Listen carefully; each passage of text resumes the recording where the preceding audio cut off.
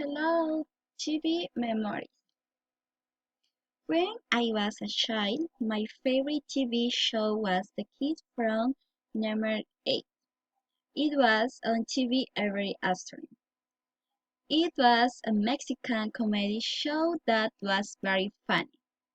The main place in the show was the neighborhood, the very small house, a big courtyard, and a barn where El Chavo lived. The neighborhood was old, but it was full of life and laughter. The main character was a child. He was an orphan and was about 8 years old.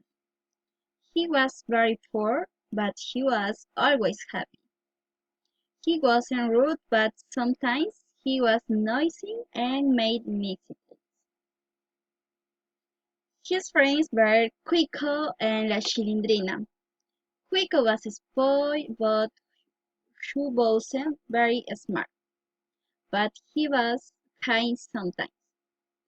La Chilindrina was funny and clever, but she was jealous of Quico.